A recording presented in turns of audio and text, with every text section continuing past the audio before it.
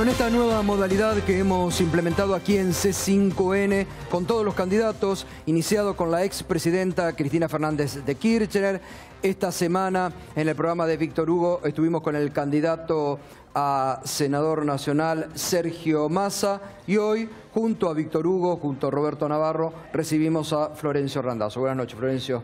Buenas noches. Muy bien. Mucho tiempo sin hablar, ¿eh? Sí, bastante. A ver, yo creo que lo más prudente fue llamarme a silencio. Yo no soy ni panelista de televisión, ni soy denunciador serial, ni desempeño ningún cargo público. Y me pareció que era prudente respetar a un gobierno elegido constitucionalmente y darle tiempo porque en ese gobierno seguramente estaba la ilusión de millones de argentinos que querían que le vaya bien, incluso aquellos que no lo habían votado. Más allá de esto, a 60 días de haber asumido Macri, fui invitado a la inauguración de la electrificación del ramal Roca, La Plata, que es una obra realmente muy importante, es una obra que estuvo parada más de 40 años y la hicimos nosotros. En ese momento yo dije ahí que estaba preocupado por los niveles de inflación, por el incremento de tarifa y por la desocupación, a 60 días de haber asumido el gobierno de Macri. Pero esas fueron las razones por las cuales yo creí que lo más conveniente y prudente era llamarme a silencio. Más allá de que, por supuesto, esas expectativas, esas ilusiones, esperanzas se fue desvaneciendo rápidamente porque, bueno, quien no tenía trabajo hoy tiene menos posibilidad de conseguirlo. El que tiene miedo a perderlo, incluso muchos lo están perdiendo. Muchos interpretaron ese silencio como un acompañamiento al gobierno de Macri por parte suya. No, eso es tener mala intención, al contrario. Yo, ¿sabe qué, Gustavo? Yo no destiño. Yo soy un militante de la política desde muy joven, desde los 16 años, y siempre estuve en el mismo lugar. Yo jamás voy a hacer una cosa como esa porque aparte estoy en las antípodas del gobierno de Macri. Y soy un hombre que tengo convicciones y tengo valores. Si hubiera tenido ese espíritu, seguramente hubiera aceptado ser candidato a gobernador, hubiera aceptado ahora acompañarla a Cristina. Yo no pienso de esa manera. ¿Y por qué no aceptó acompañarla a la expresidenta? Porque tengo diferencias con Cristina y las he conversado amablemente con ellas.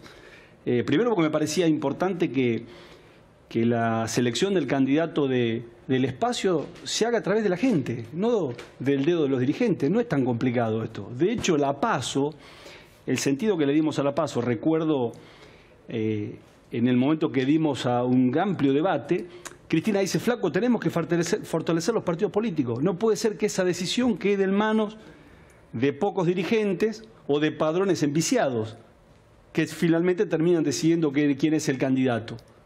Ese fue el primer punto, digamos, que logramos un acuerdo importante. Las primarias abiertas, simultáneas y obligatorias. Y el otro gran punto fue terminar con la presión de los medios de comunicación en relación a los gastos de campaña. El 90% de los egresos en una campaña estaban vinculados a los medios de comunicación. Y ahí dijimos: la publicidad audiovisual en campaña para darle independencia a la política, que es un tema que yo muchas veces me fanatizo con esto, ¿no? La idea de la autonomía de la política, la emancipación de la política por encima de cualquier interés, nos hacía mucho más fuerte, digamos, si era gratuita. Esos fueron los dos aspectos de la PASO. Por eso yo, digamos, soy coherente con esto. Creí que fue un error no permitirme participar en las PASO contra quien era gobernador en ese momento, con Daniel Scioli. Lo había reiterado en varias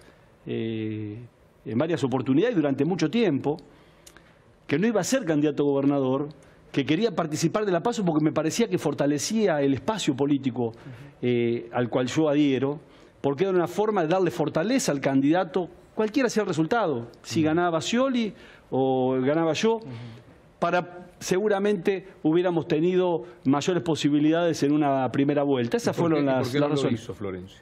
En aquel momento no tuve oportunidad, Víctor Hugo. Le cuento con un enorme dolor, porque yo estuve muy comprometido con el gobierno durante muchos años. Creo que honré al gobierno.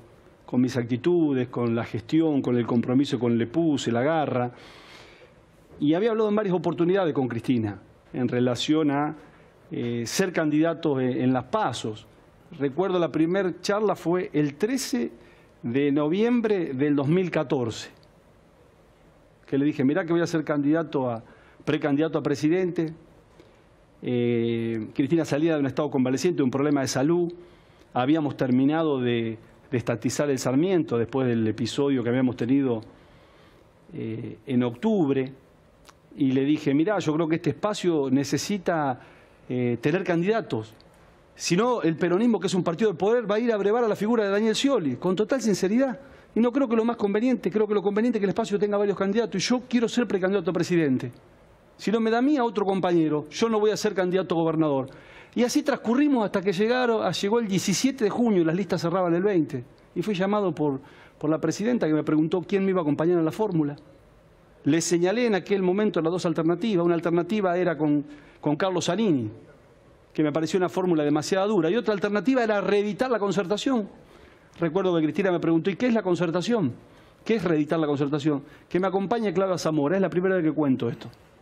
Y me dijo, bueno, andá, flaco. ¿Que acompañe quién? Claudia Zamora. La gobernadora de Santiago. Exactamente, del Estero. porque a mí me parecía que la idea de Néstor Kirchner de hacer una fórmula de la concertación, independientemente después de la actitud que tuvo Julio Cobos, me parecía que era muy buena. Que era muy buena la idea de expresar, digamos, una idea y una, digamos, con un espacio mucho más importante que el que nosotros veníamos y al cual les abrevábamos históricamente. Bueno, me fui de ahí. Al otro día, el 18 creo que fue, no creo, fue el 18, escucho a Daniel Scioli saliendo de Olivos, que lo acompañaba Carlos Zanini. Y el día 20 cerraban las listas. Por eso en esta oportunidad dije con mucha anticipación, queremos que el candidato se resuelva en la PASO. ¿Pero a usted no le ofrecieron que lo acompañara Kicillof en ese momento? No, eso no es así. Es poco serio eso, Roberto. Es desconocer la realidad.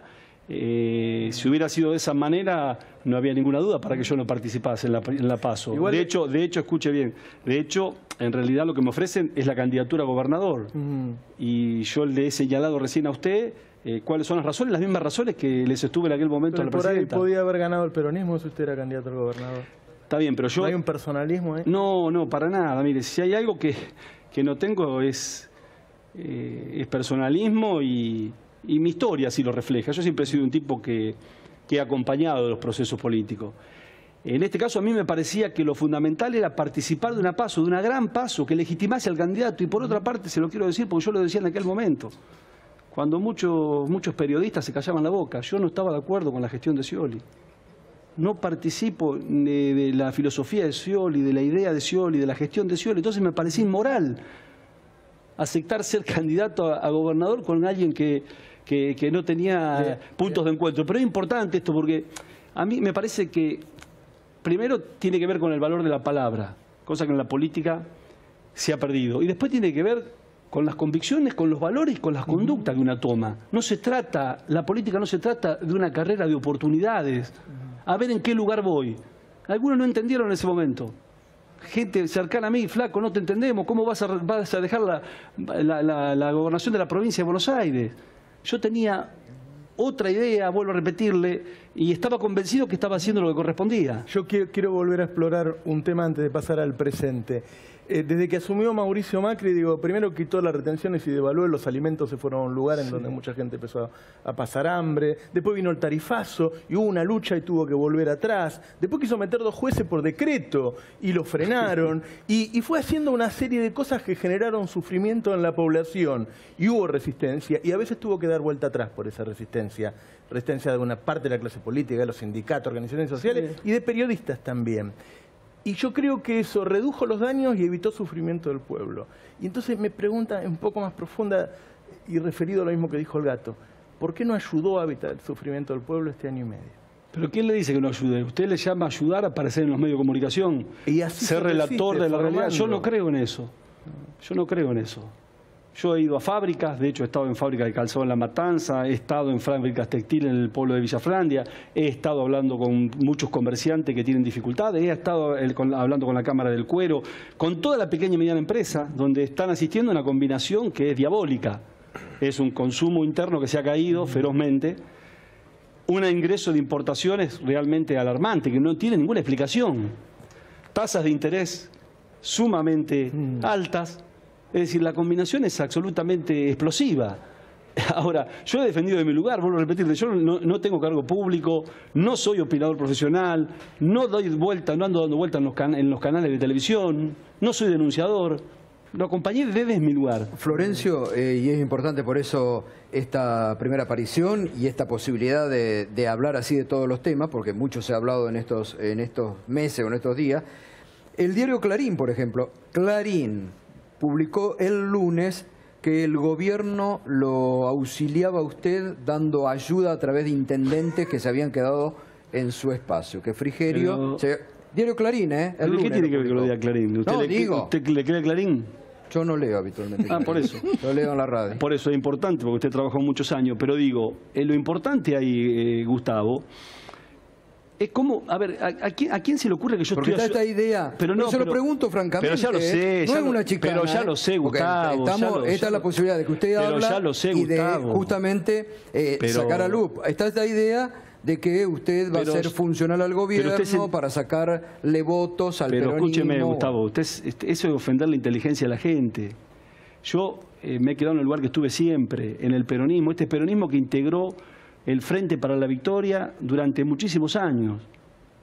Lo que cuesta creer es que en realidad hayan constituido un nuevo frente sin el peronismo para no permitirme a mí participar de una PASO. Es inentendible. Y a mí me produce un profundo dolor esto. Así de simple es esto. Yo me quedé en mi espacio. Primero dijeron que me iba a ir con Massa. Yo con Massa no voy a ningún lado. ¿Está claro? Porque yo digo, ¿cuál es el Massa? ¿El Massa del 2008? Que era jefe de gabinete de Cristina, el del 2009, que fue candidato testimonial. A mí Kirchner en aquel momento, le cuento una anécdota también, estábamos más y estaba yo, y nos propuso, tienen que ser candidatos testimoniales. Y yo le dije, mirá, Néstor, yo no voy a ser testimonial, me parece que es un papelón eso. De cualquier manera te voy a garantizar el triunfo en Chivilcoy, fue una de las pocas ciudades que ganó, y no fui testimonial yo. Yo tengo coherencia, tengo conducta, y no me parece que eso, no me parece que el tema de ser, la idea de la obediencia contribuya a un liderazgo. Es todo lo contrario, uno tiene que señalar cuando hay diferencia y cuando hay error, y tiene que ser consecuente con eso. Entonces, yo me quedé en mi espacio, en nuestro espacio que es el peronismo, en la cual hay un montón de compañeros y compañeras que acompañaron todo este proceso y nos parecía que el mejor mecanismo era la PASO. Ahora, esto se lo preguntamos, ¿eh? Sí. Incluso en la radio, lo que habitualmente compartimos el PASO con Roberto, nosotros señalamos la importancia de las PASO, ¿no? Entonces... Lo hemos señalado. Sí. Se lo planteamos a la expresidenta cuando hizo la... Sí. Y la expresidenta dijo, no voy a prestarme a que esto sea una discusión en torno a Cristina Kirchner cuando el problema de hoy es Mauricio Macri. Pero eso es una simplificación absurda, que me extraña que Cristina diga eso porque fue quien promocionó las PASO. Fíjese usted, lo absurdo de esto que terminamos dándole, pareciera ser la razón a aquellos que en realidad son la antipolítica, frente a un sistema de selección que permite que la gente participe. Entonces estamos hablando cuánto sale más o menos la primaria, cuando en realidad lo que se está hablando es cómo fortalecemos los partidos, cómo lo hacemos más democrático, cómo hacemos que el conjunto de la sociedad opine sobre los candidatos y elija a los candidatos. De esto se trata. ¿Qué mejor que elegir en este caso, los dirigentes de la oposición que van a confrontar con el actual gobierno? ¿Cuál es la duda? No entiendo cuál es el problema. ¿Sabe cuál fue el argumento más sólido que yo encontré? No, las encuestas. Llamativo. Llamativo, sobre todo teniendo en cuenta de dónde venimos. No, si hay algo que me enseñó Néstor Kirchner, ese flaco a la encuesta no le des pelota. Importantes son las convicciones. Hay un punto que marcó la expresidenta que dijo la otra vez, fuimos todos en una lista y después se me fueron antes de sentarse en la banca o al mes. Entonces yo no puedo componer nuevamente con un espacio que por ahí viene detrás mío, pierde, pone 4 o 5 y después votan todo distinto a nosotros. No lo entiendo, eso es un argumento, vuelvo a repetirle. Acá digamos, ¿elegimos al candidato con el dedo, que es lo que decidió Cristina, o lo elegimos a través de una PASO, que lo elija la gente? Ni más ni menos que eso. Nosotros queríamos eso. Y no nos parece mal, y la verdad lo decimos con total humildad, aún a riesgo de haber perdido. Sin lugar a duda que era un rival difícil a vencer. Yo quiero confesarle, porque se lo dije también a Cristina, que pensaba que Cristina no iba a ser candidata. Cristina hace 26 años que es candidata. Y sabe que yo soy de los convencidos de que en realidad los dirigentes políticos tienen que trabajar para generar su propio relevo. Y esa era la misión que para mí tenía Cristina. Sinceramente se lo digo. No creo que había que someterla Lorenzo, a una elección. Hace 2 años, el mejor panegírico que escuché en mi vida de Cristina lo hizo usted. Sí. Nadie Sí. dijo que Cristina era capaz de luchar contra las mafias mediáticas de Clarín, etcétera, que la atacaban por lo que la atacaban. De eso pasaron 2 años desde la otra campaña. ¿Cómo puede haber envejecido tanto el proyecto Cristina Kirchner en apenas 2 años? ¿Cómo puede ser que aquel discurso emocionante que se ha escuchado últimamente también pueda cambiar tanto hasta que sea una persona inútil para la política porque lleva 26 en vez de 24 años como candidata? No cambió nada. Yo sigo sosteniendo lo mismo, Víctor Hugo. Pero los procesos se agotan. Inclusive hasta por problemas biológicos. Mire, ¿Cómo se va a agotar una persona que tiene mínimamente el 35% de los votos, Florencio? Pero a ver si usted me entiende. Primero quiero decirle que yo sigo pensando lo mismo, incluso sobre este tema en particular. Cuando Cristina me designa nuevamente ministro del Interior, yo la voy a ver, era el 6 de diciembre del año 2011, y le digo que iba a aceptar, pero quería que sepa que yo estaba en contra de su reelección. Para que le quede claro a usted, yo soy un hombre coherente, soy un hombre íntegramente moral. Pero escúcheme, no es una reelección. No, pero escúcheme lo que yo le digo. Yo estaba totalmente ya en desacuerdo en aquel momento. Incluso hubo una reunión en la Cámara de Diputados en aquel momento donde se me hizo opinar a mí. Yo dije esto, había más de 200 dirigentes en aquel momento. Y bueno, no fue compartido mi posición política. Yo decía que en realidad el proyecto era un proyecto que estaba por encima de las personas, era un proyecto político. Y como todo proyecto político debe preparar su propio relevo. Entonces a mí es una opinión que puede ser que esté equivocada. Primero, si es como usted dice, en relación a la cantidad de votos que tiene, no había ningún problema para ir a una PASO. ¿Cuál es el problema? El que decía Roberto. ¿Cuál? La el de los candidatos que se filtran. Creo que lo manifestaba es decir, en la lista suya, por el movimiento Evita, que se separó. Podía entrar mucha gente que ya la traicionó. ¿Pero por qué traicionó? Bueno, ¿qué palabra? Perdón, retiro la palabra. ¿Cuál quiere usar? ¿Por qué cuando hay diferencias? ¿Por qué cuando hay diferencias al mes? Pero ¿por qué cuando hay diferencias se los trata de traidores? A gente que en realidad puso en la lista, la puso Cristina. Pero explíqueme, Víctor Hugo, yo no puse a nadie en la lista. Se equivocó en ese caso. Entonces teníamos que dejar que vaya un proceso de paso. Si no, con ese argumento no habría elecciones. Bueno, la gente que le dio contra, saquemos la palabra traición, no, si no queda cómoda, pero se le fue gente que fue bajo el ala de ella, es decir, gente que no tendría 17 votos, fue votada porque estaba con Cristina Fernández de Kirchner. De eso no me haga cargo a mí. No, de eso no me haga cargo a mí. Nosotros Le explico por qué pienso, como dice Roberto, que Cristina no que ella quería evitarse gente como por ejemplo del movimiento Evita, para que sea muy claro. Yo no dudo la intención, que no ha tenido mala intención. Cristina ahora termina siendo funcional del gobierno lo que hizo. ¿Ella? Finalmente, por supuesto, sacando el peronismo del frente. Y no funcional el gobierno y usted se molesta porque le dicen que es funcional el gobierno, Lorenzo. Pero no, a ver si... ¿En qué sentido puede ser funcional? Pero a ver, porque en realidad termina separando el espacio. Porque termina constituyendo unidad ciudadana sin el peronismo y dividiendo sin sentido cuando eso lo podíamos resolver dentro de una PASO donde eligiese la gente. Esta es mi posición, yo respeto la de ustedes, yo creo ser coherente porque es lo mismo que reclamé hace muchísimos años. Fui quien llevó adelante la sanción de la ley, conozco cuál era el espíritu de la PASO y lo que ella creía de la PASO, así que yo no cambié nada. Ahora, acá también no había una realidad política, Florencio, porque los mismos intendentes que hace un año la querían jubilar, ahora le fueron a pedir ser candidata por lo que mida en la provincia o por la vigencia que tiene, digo, todavía en la provincia de Buenos Aires. Son posiciones políticas. A mí me parece realmente vergonzoso. Primero, por ejemplo, que el presidente del Partido Justicialista de la provincia de Buenos Aires sea candidato por otra lista. Que nuevamente reediten las candidaturas testimoniales. No tenemos autocrítica. A ver, Mauricio Macri, muchacho, es fruto de nuestros errores.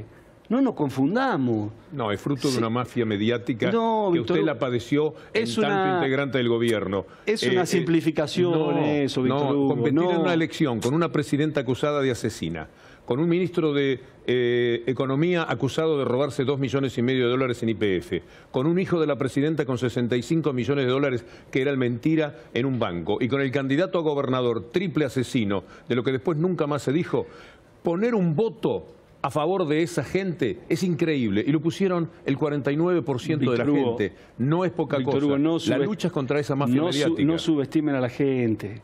Nunca se subestima a la gente. Mire, si hay un principio, tal vez usted no, porque no. Yo no tengo obligación política de no subestimar a la gente. No, pero es subestimar a la gente. Nosotros, si tenemos un concepto central en nuestra historia política, es que el veredicto de la gente es inapelable.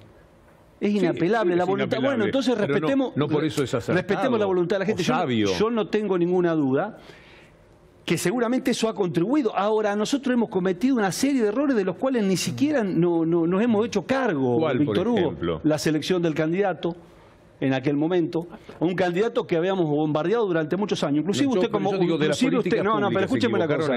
Escúcheme una cosa. Inclusive usted como periodista, porque seamos coherentes. Vamos a tratar de ser coherentes, porque a mí me gusta ser respetuoso y coherente. Después, no nos hacíamos cargo de ningún error. Un gobierno que tuvo la mayor política social para los humildes terminó siendo acusado de poco humilde. Una actitud de soberbia. Mire, eso lo marca el periodismo del que estamos hablando. La lucha no es contra Macri, incluso la suya. La lucha es contra un poder establecido, un poder real, de lo cual lo más importante es la mafia mediática. ¿Usted sabe o no sabe que Clarín es mafia mediática? Pero a ver si contésteme. Pero no es un problema de Clarín, Víctor Hugo, no es un problema de Clarín. ¿No? Es un problema de todos los monopolios que en realidad defienden intereses por encima del interés general. Yo sabe lo que tengo, la convicción de que soy un hombre autónomo y defiendo la política emancipada de cualquier factor de poder, de los diarios, de los medios de comunicación. Déjeme una cosa. Cablevisión, multicanal. Víctor Hugo, no haga un problema. ¿Puedo poner un ejemplo de eso? ¿Por qué las acusaciones judiciales son solamente con la gente que se queda cerca de Cristina y todo el que se aleja para un lado o para otro deja de ser perseguido por los medios y la justicia? No es así, Roberto. No es así. Acusaciones tenemos todos. ¿Cuál es la actitud que nosotros tenemos frente a las acusaciones? Yo, por ejemplo, en la radio de Víctor Hugo, en pleno proceso de debate con el campo, yo defendía al gobierno, porque yo no desteñé nunca. Fui acusado en el programa de Víctor Hugo, 15 minutos antes que cierre el programa, de que había comprado una estancia. ¿Sabe qué hice yo? No acusado por mí, aclaré. No. En aquel momento, por el delincuente que era de la sociedad rural de Bedia. Ustedes, por supuesto, que tenían responsabilidad como medio, porque deberían haber checado lo que yo chequeé en 15 minutos. Faltando 15 minutos para terminar un programa, no, hay un programa el otro día. Pero era muy grave la acusación y yo era ministro. Y había una pelea con un sector muy poderoso, que era el campo. ¿Sabe qué hice yo? Le inicié un juicio. Gané en primera instancia, gané en la Cámara, gané en la Corte y me indemnizaron, para que tenga claro. Esa es la actitud que uno tiene que tener. Y si hay una acusación, discúlpeme, si hay una acusación política, una acusación injusta, lo que hay que hacer es salir a dar la cara y explicarle a la sociedad. ¿Lo dice por debido? No, en general lo digo. En general. Porque algo leí de la opinión sobre debido. Yo no estoy de acuerdo con los fueros. En ningún caso, ni para Debido, ni para Macri, ni para Cristina, ni para Randazzo. Permítame este razonamiento. Sí. Una denuncia hecha por un empleado de Macri en Boca, barra brava, como Stornelli, que funciona políticamente, aceitada por el mecanismo mafioso del grupo Clarín, que pone eso en primera plana. Un elegido por el pueblo tiene que apartarse de los fueros por lo que dice esa troika de poder mafioso. Pero a ver si usted me entiende, Víctor Hugo. Yo creo que hay jueces honestos, deshonestos, fiscales honestos, deshonestos. Yo no voy a hacer una valoración de ese tipo porque... No, pero yo hago una valoración política. Pero la valoración política, olvídese de Stornelli. A mí me da la impresión de que una sociedad que se ha sentido absolutamente bombardeada, diríamos, por los factores de poder en relación al prestigio de la política, ¿sí?, debe encontrar en los dirigentes políticos una actitud de grandeza, diciéndole, mire, yo me desprendo de los fueros, ¿sabe qué? Júguenme como cualquier hijo de vecino. Esto es importante. Pero le quiero hacer una pregunta. ¿Usted sabe, Florencio, que el juicio, si Debido no renuncia a los fueros, se hace lo mismo? Pero por supuesto, por eso me parece... ¿Y por qué va a renunciar? Pero por eso él es representante del pueblo, él es de alguna manera responsable. Pero por eso mismo, Víctor Hugo, lo va a sacar el diario Clarín, pero no lo va a sacar Stornelli, barra brava de Boca, es justo eso. Es al revés, Víctor Hugo, no hable de un caso puntual. Ah, bueno. No estoy hablando de un caso puntual, yo creo que en realidad no debemos defender los fueros para nadie y tenemos que someternos a la justicia y darle explicaciones a la sociedad. Esta es mi posición cada vez política. que Mañeto señale que alguien ha cometido un delito, yo renuncio a mis fueros, a mis puestos y pongo las manos así. No simplifique las cosas, Víctor Hugo. No es una simplificación de ese tipo. No es una simplificación de ese tipo. A mí me parece, vuelvo a repetirle, ¿Usted no cree que Clarín está operando contra debido? ¿Sí o no? ¿Usted leyó hoy Clarín? Víctor Hugo, a mí me parece que... La campaña que hace contra los diputados y el juez... No leo los diarios, bueno. Pero ninguno. ¿Sabe por qué? Porque creo poco en todos. En todos los multimedios. Hay diarios que no mienten. Página 12 no miente. Clarín miente y La Nación miente. Es relativo lo que usted dice. Página 12 hace poquitos días escribió Berbisky una nota que mentía en todo lo que decía. Así que es relativo. Para mí es imposible considerar eso. Es relativo. Dígame una mentira. Es relativo. Dígame una mentira que se ha dicho Berbisky. Vuelvo a repetirle, por ejemplo, que a mí me financiaba la campaña Vidal.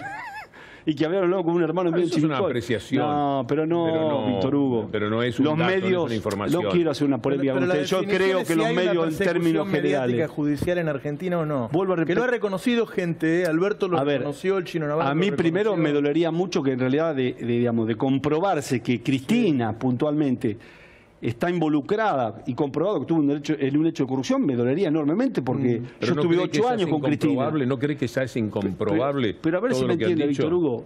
De todos han dicho de todo. Yo digo, nos sometemos a la justicia y a las explicaciones públicas, que es lo que por lo menos considero yo y hago yo, frente a cualquier acusación, como les señalaba, por ejemplo, la del campo. Yo lo que quería, me quedé... hoy por hoy, a ver, ¿cómo se para frente al gobierno de Macri y cómo califica al gobierno de Macri? De acá a este presente que es bastante duro hacia el futuro, ¿no? Y sobre todo teniendo en cuenta las elecciones ahora que se vienen. Este es un gobierno absolutamente insensible, es un gobierno de rico que gobierna para rico, es un gobierno de pocos, absolutamente de pocos, y creo que en realidad ha perjudicado a todos los sectores. A los que no tienen trabajo, como le señalaba recién, se hace cada vez más difícil conseguirlo. A los que tienen la incertidumbre de perderlo y muchos los han perdido. ¿Sí? Porque no tienen sensibilidad para entender lo que implica el trabajo, lo que significa el trabajo en la construcción social, digamos, vinculada a la familia, a los valores. El comerciante, el pequeño comerciante, tiene miedo de bajar la persiana, le han aumentado las tarifas enormemente y se le han menguado las ventas. La industria, recién decíamos, una combinación explosiva. Por si eso fuera poco, sacan las pensiones a los discapacitados, le cortan los medicamentos a los jubilados. ¿Qué quiere que le diga yo? Es una vergüenza, verdaderamente una vergüenza. Por eso creo que tenemos que ofrecernos como una alternativa opositora que la gente... Agréguele a eso todo lo que le ha dado Clarín en 1 año y 2 meses. Pero todo en términos generales el gobierno... Sí, porque eso es más grave, porque eso es ilevantable para siempre, porque hasta el dólar lo podrán bajar, vendrá otro gobierno, tomar medidas económicas distintas, pero el poder diabólico de Clarín que le ha dado Macri es el mayor de los errores, junto con el de la deuda brutal que está contrayendo. La deuda social... Porque eso es para toda la vida. Macri le dio Clarín para toda la vida a la Argentina, o sea, le dio una mafia que es la que realmente condiciona y gobierna el país. La deuda social es mucho más importante que cualquier cosa de eso. El sufrimiento de la gente, las dificultades que está atravesando un montón de gente, es mucho más grave que eso. ¿Hay posibilidades, digo, que frente al Congreso que se viene después de la elección, por más que ahora piensen diferentes, pero con sectores del Frente para la Victoria, los que sean electos, por ejemplo, diputados de su sector, haya una comunidad de ideas o de un frente común? Porque la verdad que durante este último año y medio el Congreso ha sido la oposición bastante light, ¿no? Ha permitido muchas cuestiones. Nosotros tenemos claro que no vamos a hacer nada, absolutamente nada, que atente contra quienes defendimos históricamente y seguimos defendiendo. Está claro cuál es nuestro objetivo, no es demasiado, digamos, difícil de entender. Yo creo que este gobierno, vuelvo a repetirle, ha hecho absolutamente, aparte creo que tiene una concepción ideológica que es absolutamente perversa y equivocada. Fíjese cuál es el mecanismo que han utilizado para bajar la inflación. Es bajar el consumo. ¿Y cómo se baja el consumo? Bajando el poder adquisitivo del trabajador. Y si por si eso fuera poco, bueno, la emisión de las LEVAD, que es una vergüenza. Fíjese un dato que a mí me parece relevante y que me preocupa muchísimo. Están pagando, han emitido 856.000 millones de LEVAD, ¿sí? Para que entienda el hombre común, diríamos, ¿qué hacen? Se las prestan a los bancos y la tasa promedio estuvo en el 38% y está en el 25%. Van a pagar por año de intereses 220.000 millones de pesos. ¿Sabe qué es equivalente? A 13 veces la inversión que se hizo en la totalidad de los ferrocarriles en el proceso de transformación que llevamos adelante nosotros. ¿Cómo puedo estar de acuerdo con este gobierno? ¿Hubiera hecho el pago que hicieron en los fondos buitres, ya que no lo hablamos en su momento? No, de ninguna manera. Me parece que había que haber hecho un acuerdo, el mejor acuerdo para el país, no desesperarse para digamos, pagarle a los fondos buitres los que ellos querían y salir a endeudarse sin ningún tipo de criterio.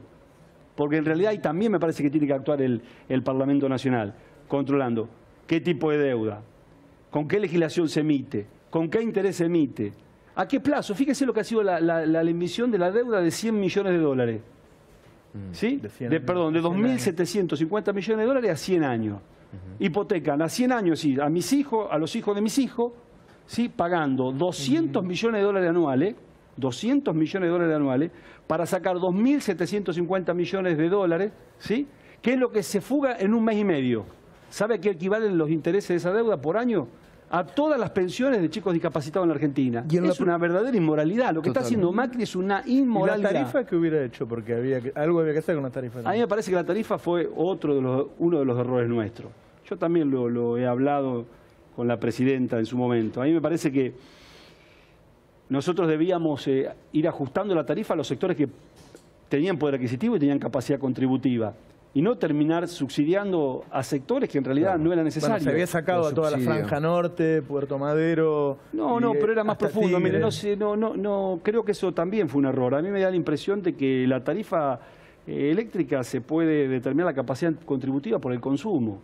Y la excepción confirma la regla, digo, porque yo en aquel momento escuchaba, por ejemplo... bueno, pero hay gente que es electrodependiente. Bueno, sobre esa persona en particular veremos. Lo que no puede ser que ese caso determine la continuidad de una tarifa subsidiada. Que se haya generalizado a todos los sectores. Totalmente. Y ustedes van a ser ahora candidatos en la provincia de Buenos Aires. ¿Cuál es el análisis que se hace de la gestión de María Eugenia Vidal en la provincia? Voy en contra de todo lo que, digamos, los periodistas y medios y conglomerados mediáticos instalan. De la misma forma que lo hacía con Scioli en aquel momento. Mire, yo vivo en un barrio de clase media platense, hace 20 años. Y le cuento la realidad de mi barrio. Cada día estamos más inseguros. 2x3 hay un asalto a la vuelta de mi casa, en la esquina, enfrente. Real, ¿no? Servicio de cloaca, no anda la planta de elevadores de vehículos cloacales. No funciona. Dicen que van a arreglarla en un plazo de 1 año y medio, 2 años. El agua corriente la voy a buscar a la delegación que queda a 3 cuadras, porque tiene arsénico el agua. ¿Tiene que ir a buscar el agua? Sí. ¿No tiene agua en su casa? Sí, pero no tiene un gran contenido de arsénico, entonces no es para consumo humano, apta para consumo humano. Así que en el caso de nuestro terminamos poniendo un filtro. Pero la mayoría de la gente va a buscar el agua, digamos, la delegación. La salud.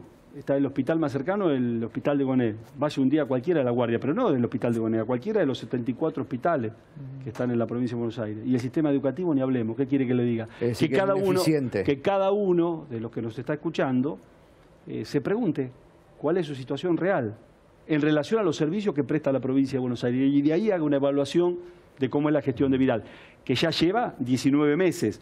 Está claro que la situación que heredó también era muy compleja, yo quiero ser también justo en esto, pero precisamente a uno lo eligen para resolver los problemas, que es un poco lo que le pasa a este gobierno.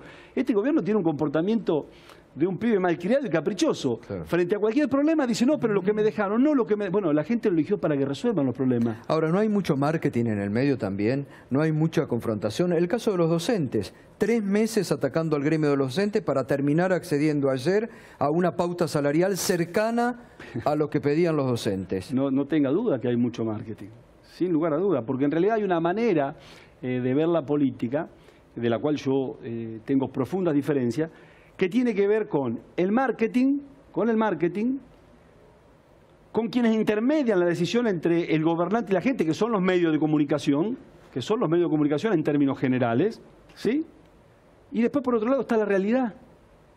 Yo estoy totalmente de acuerdo con usted, pero eso es una manera de ver la política. Mire, yo creo en la gestión. Yo he honrado el gobierno de Cristina Kirchner, en todo, absolutamente en todo. Cada cosa que tocamos la transformamos. Y significó confrontar intereses. Documento nacional de identidad, pelea con Siemens. Pasaporte, pelea con la Policía Federal. La instalación del SUBE.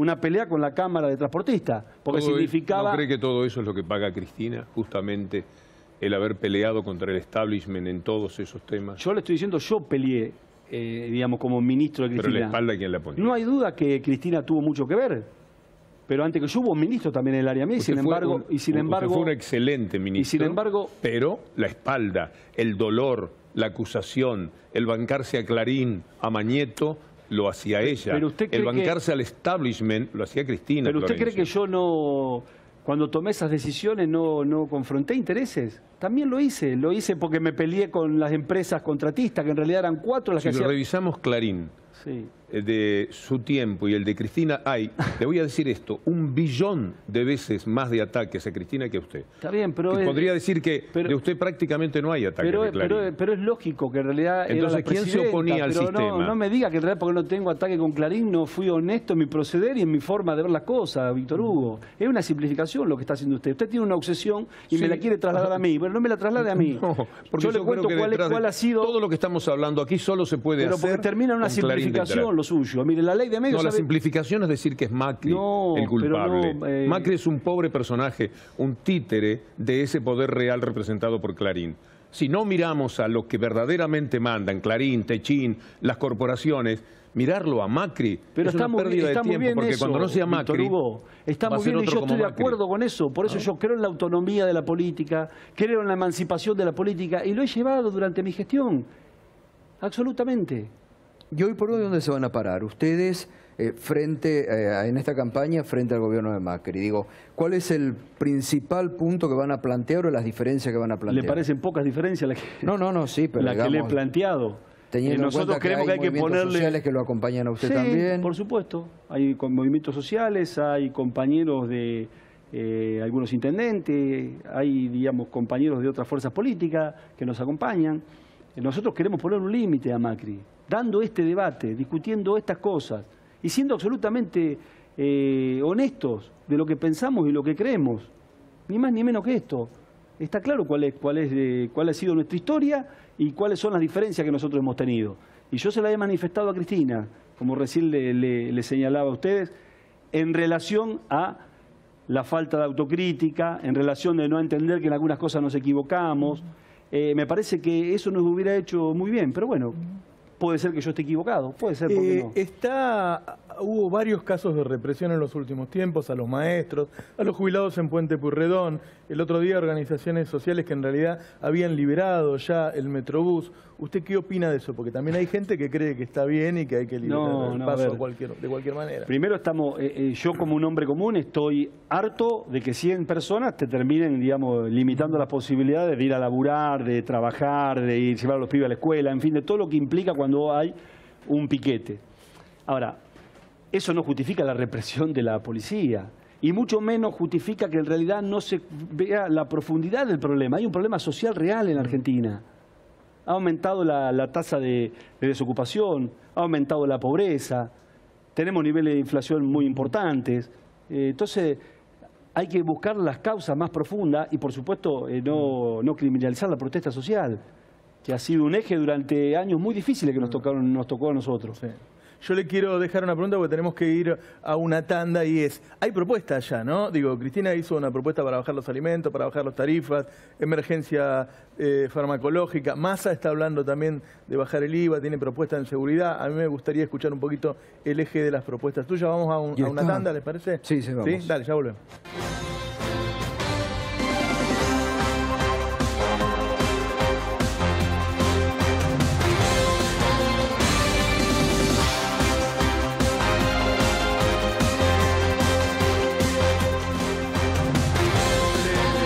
Diciendo a Florencio Randazzo que los distintos candidatos, ya estuvo Cristina acá, estuvo Massa, plantearon algunas primeras propuestas y queríamos escuchar cuáles eran las suyas.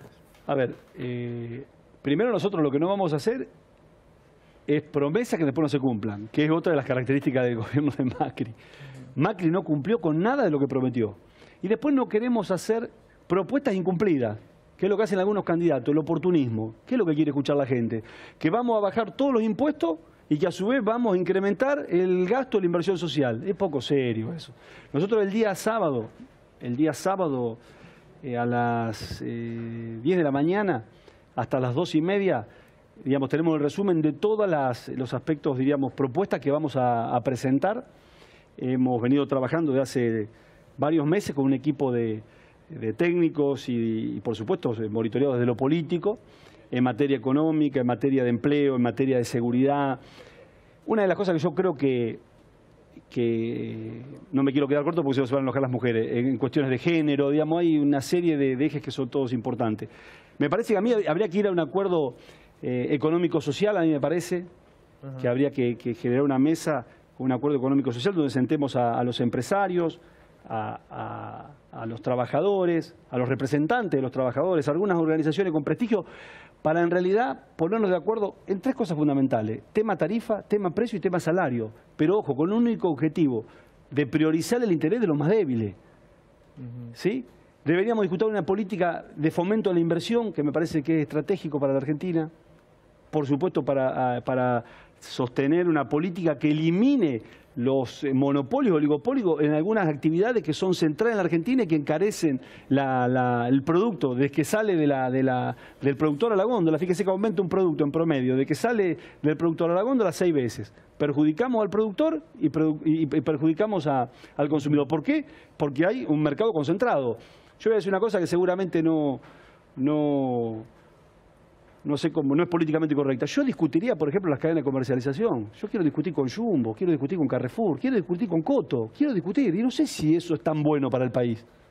El fenómeno de las cadenas de comercialización que se dio en la década de los 90, que se lo vendió como un avance, tengo duda que haya sido un avance, porque destruyó el mercado minorista y monopolizó la compra, exprimiendo al productor y, digamos, sacándole ventaja al consumidor. Reforma tributaria. Hay que ir a una reforma tributaria. Pero una reforma tributaria que priorice, primero, un sistema progresivo, ¿está claro?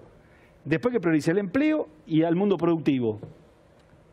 ¿Y qué otra cosa tiene que tener? Tenemos que ampliar la base de contribuyente, si no la tentación es evadir, porque hay una presión enorme sobre un 50% de la población y otro 50% no paga. Y hay mecanismos que podemos utilizar para ir avanzando en ese sentido. Este gobierno hizo todo lo contrario. Por ejemplo, le sacó el 5% del crédito a quienes en realidad consumían del IVA, de devolución del IVA, a quienes consumían con la tarjeta de débito. Termina siendo un blanqueo que en realidad, a ver, el blanqueo lo más grave que tuvo, que en realidad lo único que permitió es la esterilización de capital. Entonces se blanquearon 137.000 millones, de los cuales 120.000 quedaron en el exterior. Me parece que en realidad tenemos que discutir estas cosas. ¿Y por qué cree que el gobierno actúa frente a determinados temas con tanta impunidad, con tanta liviandad? Primero, hoy, por ejemplo, frente al marco de despidos que hay, estábamos viendo recién en el programa, en Zárate, en una semana, 1.200 despidos para una comunidad como Zárate, es tremendo. Nombran directora nacional de movilidad social a una persona con un sueldo de 70.000 pesos. Es una vergüenza. Es un gobierno absolutamente insensible, defiende intereses muy diferentes a los que defendemos nosotros, y creo que digamos, comete errores en forma permanente y quiere hacer lo que en algún momento fue un error nuestro, que quiero aclarar esto, que también es parte de la autocrítica, que era sostener aún en la equivocación la medida. Esto quisieron hacer una virtud de eso y transformaron todas las medidas en equivocaciones. Está claro. Entonces, si pasa, pasa. Pero no, y bueno, y sería más grave aún todavía. Sería más grave aún. ¿Sí? El hecho del eufemismo para utilizar, diríamos, hacer algunas cuestiones que serían imperdonables si lo hubiéramos hecho nosotros.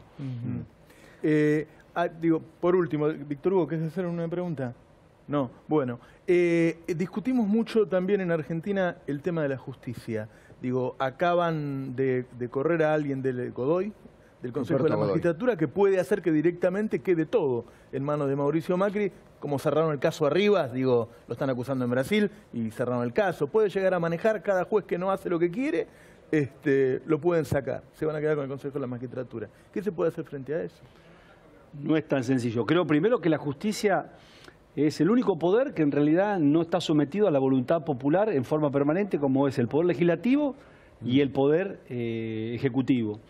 A mí me da la impresión que nosotros debemos ir a un sistema, digamos, judicial, primero que sea rápido, Me parece que tiene una característica que en realidad creo que reclama la sociedad y tenemos que buscar los mecanismos nosotros para darle a quienes imparten justicia rapidez. ¿Para qué? Para que condene o para que absuelva, pero que sea rápido. Que sea rápido. Ahí me parece que es un tema que es sumamente importante. Y después, creo que es como todo. Hay jueces que actúan muy bien y hay jueces que no actúan de la misma manera y hay fiscales que actúan muy bien y otros que no actúan de la misma manera. Por ejemplo, le cuento una cosa, se lo dije a Cristina. La Procuradora General, la doctora Gil Carbó, es acusada, por ejemplo, o aparece acusada por querer ocultar la información sobre Odebrecht. ¿Qué debería hacer si soy yo? Yo salgo y le explico a la sociedad, hago una conferencia de prensa y le explico que en realidad de ninguna manera hay un impedimento de parte de la Procuradora para que esa información no se conozca.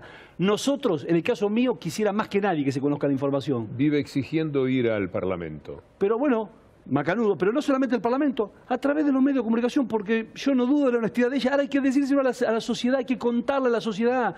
¿Cómo puede ser que no se puedan...? Volvemos a lo mismo. Yo no hago más preguntas porque caemos siempre en lo mismo. Hablemos de lo que hablemos, caemos en el poder real. Gil Carbó fue la heroína que luchó contra el Grupo Clarín. Y no se lo van a perdonar nunca en la vida. Y la van a perseguir siempre. Entonces ella tiene que responderle a la mafia. Pero eso no le inhabilita para que a la sociedad... Olvídese. ¿Pero qué le tiene para decir a la sociedad? ¿Qué podría tener para decirle? Decirle, explicarle que en realidad de ninguna manera está actuando... Claro. Pero escúcheme, de ninguna manera está actuando para que no se conozca quiénes fueron los que recibieron coima de Odebrecht. Pero no es menor lo que yo le estoy diciendo. No, es menor, sí, porque es una respuesta, como siempre, a la acusación de la mafia que la persigue, porque ella denunció contra el gobierno de Kirchner en aquel momento, contra Clarín y contra la propia olvídese de eso. Si uno cuando tiene una acusación que a su vez injusta sale y le cuenta a la sociedad la verdad, no subestimemos a la gente. La gente sabe reconocer quién dice la verdad y quién miente. ¿Dónde lo va a contar? Acá, por ejemplo, ¿dónde lo van a recoger? Hay muchos medios que se puede contar si hay animosidad con uno o con otro. Bueno, está bien. Todo termina ahí en el poder real, Florencio. Cuando usted dice hay que hablar con los supermercados, ¿usted cree que va a poder con Carrefour o con Coto? ¿Por qué no? Porque ponen 4 páginas todos los sábados y los domingos en Clarín y La Nación, y porque son absolutamente protegidos por Clarín y por Nación, y porque lo van a destrozar a usted si un día es presidente, mucho más que atacar mínimamente a los supermercados. No hay peor pelea que la que no se da, Víctor Hugo. Ahí me parece que nosotros tenemos que entender que cuando confrontamos con un grupo de poder, llámese cual se llame, en realidad el problema viene cuando hay intereses contrapuestos. Yo no estaría dispuesto a renunciar a ningún interés que no sea que no sea aquel que no afecte a la gente, porque la política, por lo menos como yo la entiendo, digamos que yo creo que es la actividad más noble, que es la única herramienta para poder transformar la realidad. Por esa gente. La realidad. La política está devastada. Pero también hay que hacer una mea culpa de la política también, Víctor Hugo. Hubo muchos farsantes, mucho chanta, mucho político a disposición de intereses diferentes a los de la gente. Esto es importante. Lo sigue habiendo, ¿no? Por supuesto, por supuesto. ¿Quiere algún nombre? ¿Quiere dar algún nombre? No, dígalo usted, dígale el nombre del padre. Florencio Randazzo, muchas gracias. Muchas gracias, por esta la verdad que muchas gracias, Florencio. No, gracias a ustedes.